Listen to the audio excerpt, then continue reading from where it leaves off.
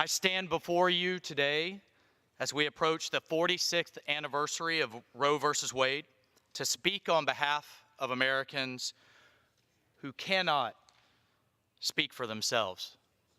Our nation was founded on the notion that every American has a right to life, liberty, and the pursuit of happiness.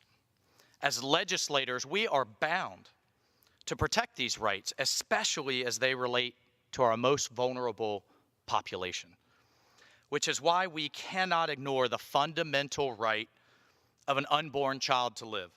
While Roe versus Wade may be the law of the land, I am here today because I, along with many of my fellow Floridians, disagree with it.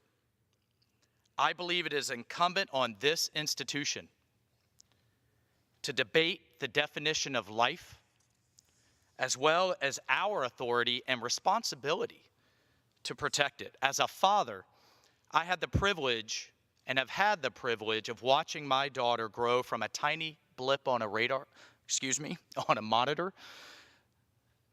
to a beautiful baby girl, and now to a strong, courageous young woman, the young woman that she is today.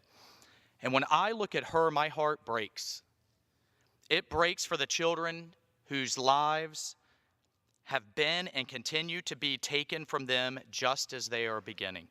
These children could have been future doctors, lawyers, members of Congress, teachers, military service members, anything they wanted. But unfortunately, because of a court decision made nearly 46 years ago, we'll never know who those children would have become. Now, Mr. Speaker, as a veteran, I've seen horrible things. And yet, I believe abortion is one of the greater tragedies of our generation. And I believe in time, future generations will look back on this era in American history and condemn us for the millions of children that we have allowed to be taken. Because the truth is, each life, from the moment it begins to exist, is a precious person, and therefore has a fundamental God-given right to live.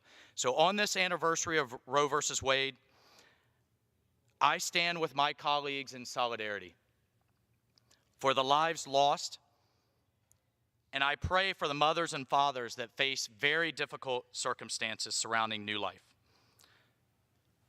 Thank you, Madam Speaker, and I yield back.